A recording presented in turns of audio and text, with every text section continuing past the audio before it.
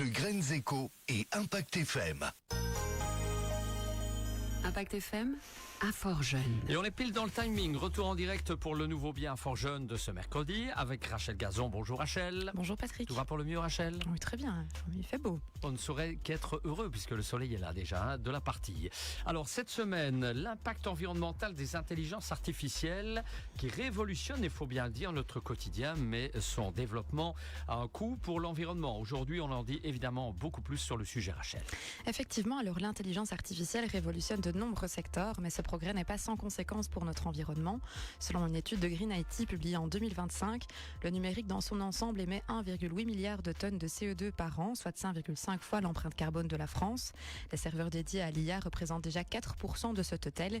Et ces chiffres basés sur l'année 2023, qui a notamment été marquée par le lancement de ChatGPT, sont probablement sous-estimés car depuis, l'usage de l'intelligence artificielle a explosé. Certainement. Rachel, pourquoi l'intelligence artificielle consomme-t-elle ainsi autant d'énergie et de ressources? Alors cela est dû à la complexité des algorithmes et la puissance de calcul considérable que requièrent les modèles de langage des intelligences artificielles, ce qui nécessite l'utilisation d'immenses data centers remplis de serveurs. Et ces serveurs, qui ne représentent pourtant que 2% du parc mondial, consomment déjà plus de 18% de l'électricité des centres de données. Mais surtout, d'énormes quantités d'eau sont nécessaires pour refroidir ces serveurs qui surchauffent lorsqu'ils effectuent des calculs. Selon plusieurs études universitaires américaines récentes, la demande mondiale pour l'intelligence artificielle pourrait entraîner un prélèvement de 4,2 à 6,6 milliards de mètres cubes d'eau d'ici 2027, soit l'équivalent de 4 à 6 fois la consommation annuelle du Danemark.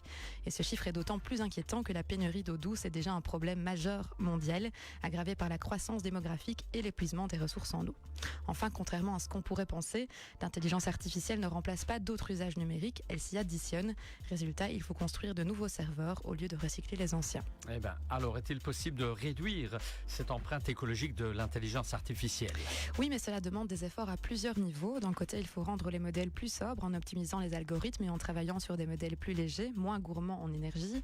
De nouvelles techniques de refroidissement comme l'immersion liquide sont aussi testées pour limiter l'énergie dépensée.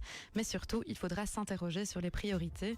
Utiliser l'intelligence artificielle pour la recherche scientifique ou pour résoudre des problèmes majeurs n'a pas le même impact que d'employer des modèles ultra puissants pour choisir sa prochaine paire de chaussures. Et voilà pour ce domaine hyper important, l'intelligence artificielle. Rachel, comme chaque semaine, à Fort-Jeune, si on veut plus de renseignements, on pose des questions, comment fait-on? Oui, donc comme chaque semaine, je rappelle notre horaire de permanence. Donc on est ouvert du mardi au vendredi de 12h à 17h. Alors, petite exception, demain, le 1er mai, on sera fermé.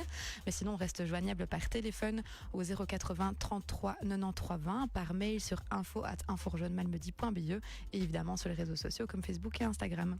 Merci Rachel pour ce précieux billet, l'impact environnemental des intelligences artificielles, à revoir sur notre page Facebook Impact News. Bonne semaine Rachel et on se retrouve évidemment mercredi prochain. Bon week-end du 1er mai. Dans un instant, les infos de 8h et l'arrivée de John Paul Young.